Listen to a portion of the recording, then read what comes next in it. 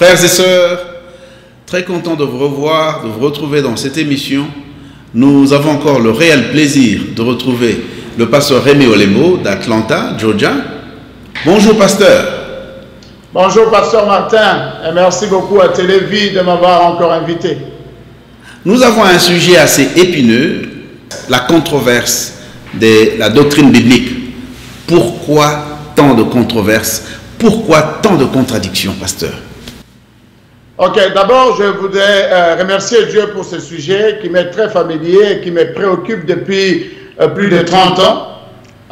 Mais ce que je voudrais d'abord dire, la Bible dit que les trois sont d'accord. Et Dieu ne peut pas se contredire. Et dans ce cas, nous voyons que, comme Paul avait dit à Timothée, ne discutez pas sur les opinions. S'il y a controverse, c'est-à-dire soit les gens qui entrent dans ces controverses sont purement charnels, ou ils veulent intellectualiser la parole de Dieu. La parole de Dieu, elle n'est pas intellectuelle. C'est vrai, elle atteint notre intellect, mais elle n'est pas intellectuelle. Elle est spirituelle. C'est pourquoi la Bible dira, les Écritures tuent, mais l'Esprit des Écritures vivifie. Alors, dans les domaines plus ou moins structurés, les gens peuvent discuter. Bon, je pense qu'ils peuvent discuter sur les orthographes, sur les origines des mots, ainsi de suite. Ça, c'est autre chose. Mais sur la doctrine elle-même, je pense que si nous étions des hommes et des femmes de foi, il n'y aurait pas de controverse. Donc, ma réponse peut être ceci. Tous les gens qui se lancent dans les controverses de la doctrine biblique sont purement et simplement charnels ou intellectuels, ou voilà, dans ce sens-là. Je pense qu'il n'y aurait pas de dispute là-dessus. Alors, pasteur, quand nous lisons dans Jean 7, verset 17, quelque part, Jésus est en train de dire « Vous connaîtrez si ma doctrine est de Dieu ou pas. » Alors, comment reconnaît-on si la doctrine est de Dieu ou bien elle a une source ailleurs? Bon, il y a deux facteurs qui entrent en jeu. Il y a le facteur logique, c'est-à-dire parce que la Bible, c'est la parole de Dieu qui a été écrite par les hommes avec des vocabulaires humains et avec des termes humains dans un cadre humain. Alors, dans ce cas, si l'on y réfléchit, dans ce domaine humain, on peut plus ou moins tâtonner. Mais dans le domaine spirituel, vérité, savoir que c'est de Dieu, c'est le Saint-Esprit qui doit nous injecter. C'est une injonction du Saint-Esprit. Exactement comme les goûts. Nous pouvons tous les deux partager le même mets, mais nous ne pouvons jamais tous les deux discuter sur les goûts. On peut discuter sur la façon dont ça a été salé, assaisonné, ainsi de suite. On ne peut pas discuter sur les goûts parce que tu ne peux pas m'expliquer ton goût, je ne peux pas t'expliquer ton goût. Donc, pour mieux reconnaître la vérité, la doctrine de Jésus-Christ, c'est simplement se laisser sous l'injonction du Saint-Esprit. Je pense que c'est tout ce que je peux dire, même si ça peut être difficile à comprendre, mais c'est exactement ce qu'il faut penser et dire. Alors, qu'est-ce que vous dites? Que pouvons-nous dire? Vous avez une idée de la source de toutes ces doctrines qui foisonnent, qui déstabilisent et qui, de fois, on se demande, mais est-ce réel? Vous avez une idée de la source de tout cela? Bon, j'ai une idée, elle est, je l'ai vécue lorsque j'étais encore sur le banc de l'école biblique. Là, on a compris que dans la Bible, il y a un danger. Piquer un verset, le sortir de son contexte, ça prend automatiquement une autre dimension, une autre signification. Piquer un mot d'un verset, ça peut aussi produire d'autres éclats. Ok, mais l'idée est que les gens n'ont pas le mécanisme, n'ont pas l'enseignement, n'ont pas la compréhension, n'ont pas la maîtrise des normes imposées par le Saint-Esprit pour mieux comprendre cette parole de Dieu. Je pense que c'est l'ignorance qui peut être à la base, ou du moins la négligence, ou du moins la facilité, parce qu'aujourd'hui tout le monde veut que tout se fasse très vite, même comprendre la Bible très vite.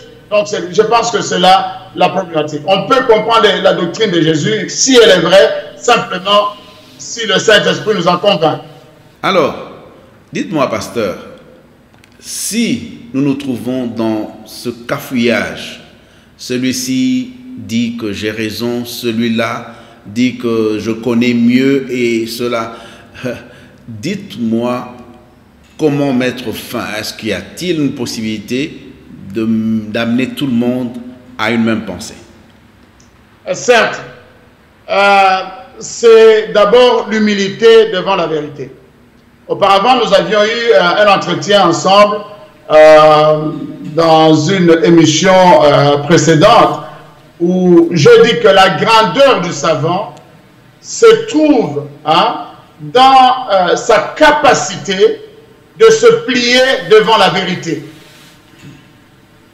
La solution à cette problématique, c'est se plier devant la vérité. S'il y a 5 ministères, c'est-à-dire que chaque ministère est une spécialité. Alors, comment ces spécialités vont se discuter? Comment la main va se discuter avec l'œil? Comment le nez, l'odorat va se discuter avec le goût? C'est ça la problématique. Si je suis un œil, je dois rester dans ma spécialité. Comme tout le monde veut traiter de tout, c'est là où il y a le cafouillage, c'est là où il y a ce qu'on appelle le tohu-bohu, comme à l'époque. On disait qu'il y avait des désordres sur la terre et l'esprit se mouvait au-dessus des eaux. Vous comprenez? Donc c'est ça le problème. Le problème est que chacun ne veut pas prendre sa place. Il veut prendre la place de tout le monde. C'est ça qui pose le problème.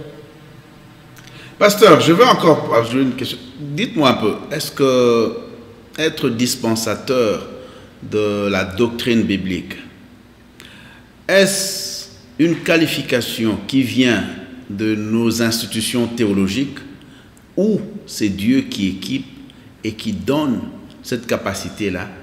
Alors, quel équilibre vous faites dans tout ça? Catégoriquement, non. Parce qu'il faut savoir d'abord qu'est-ce que c'est l'instruction, les études que nous faisons. Elles nous servent à quoi? Il y a des institutions qui sont là pour vous former afin de suivre ce que nous voulons que vous fassiez.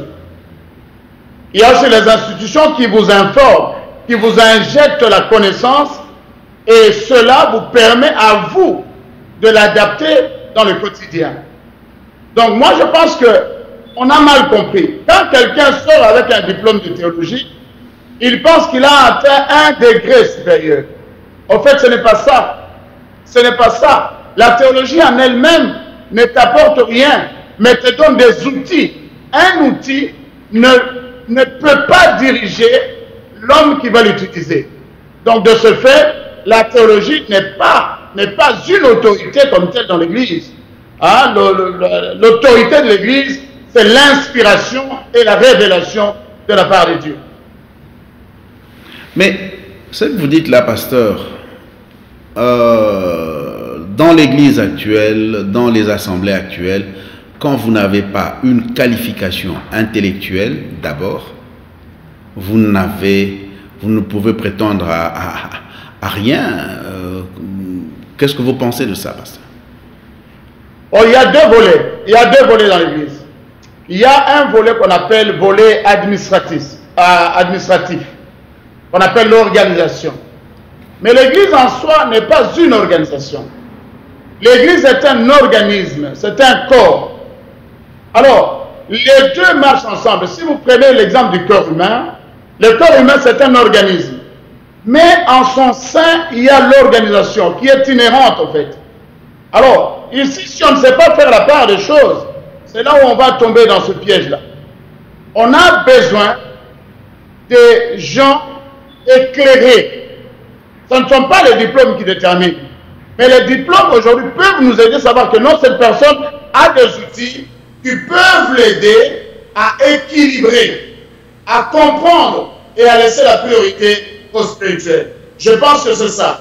Mais le fait d'admettre quelqu'un à travailler avec une qualification du moins intellectuelle, ce n'est pas ça qu'il faut au préalable. Je pense que je peux m'exprimer en ce sens. On laisse-moi un peu éclairer. Alors, si quelqu'un n'a pas étudié, il ne saura pas écrire, il ne saura pas lire. Donc, ces qualités-là sont importantes simplement dans les cadres organisationnels. Voilà un peu ce que je vais dire. Mais les deux vont de pair, en fait. Parce que dans l'organisme, il y a l'organisation.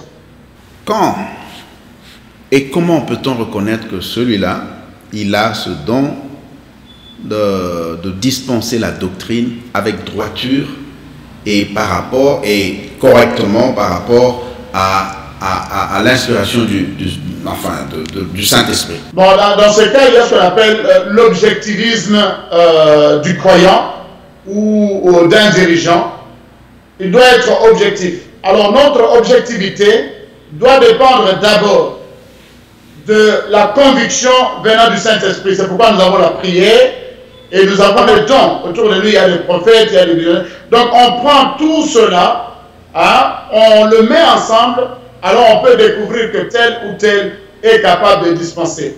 Mais le Saint-Esprit est le garant du choix. Ça, comme on ne le voit pas, les gens veulent que ce soit un homme qui soit le Saint-Esprit. Non, le Saint-Esprit est le garant en tout cas, dans le choix de qui doit dispenser la doctrine. Quelle est, selon vous, l'importance de la doctrine dans la vie d'un chrétien?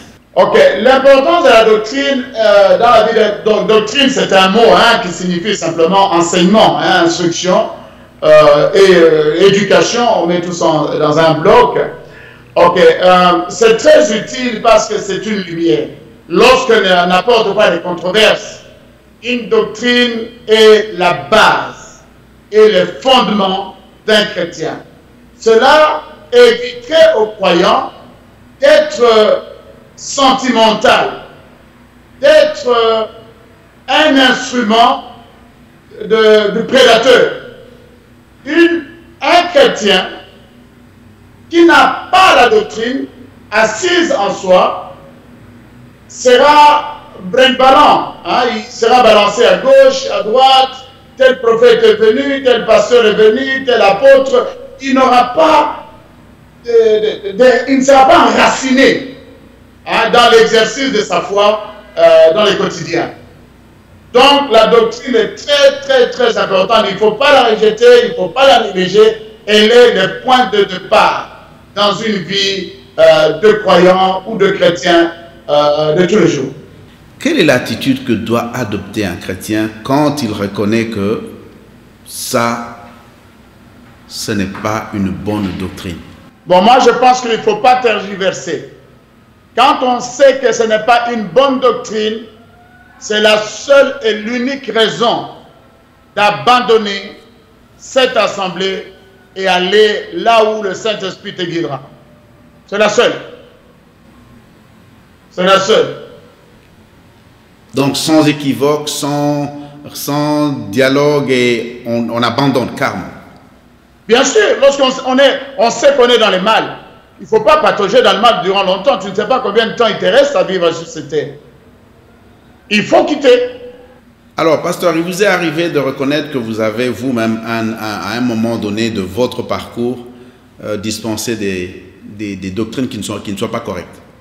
Je ne pense pas, parce que je n'ai jamais été détenteur de la vérité. Je n'ai jamais été détenteur de la vérité. Avant de prononcer et d'énoncer quoi que ce soit, en tout cas, je dois mettre des mois et des mois, même des années, avant de l'énoncer. Donc, de ce fait, comme j'évite la précipitation dans mes énoncés, dans mes élocutions, je pense que non. Mais j'ai été tenté. Mais c'est parce que je laisse autant que me travailler moi-même et je fais des recherches. Dans ce cas, je dis non. Pasteur Rémy, merci beaucoup et le plaisir a été le nôtre. Nous pensons vous retrouver très prochainement dans ce vaste sujet, puisque vous savez combien les gens sont ballottés de gauche à droite, des doctrines venant de je ne sais d'où, vous l'avez dit, et quand nous lisons les Écritures, nous pouvons clairement voir ce que Jésus a dit. Quand quelqu'un veut parler de lui-même, il veut faire sa volonté, c'est là où on reconnaît que la doctrine n'est pas de Dieu. Merci beaucoup, pasteur Rémy, et tout le plaisir a été le nôtre. Merci pour votre disponibilité et que Dieu vous bénisse.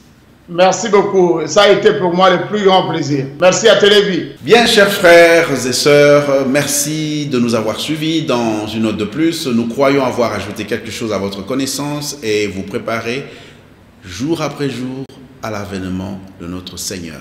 Que Dieu vous bénisse. Ciao, ciao et à la prochaine.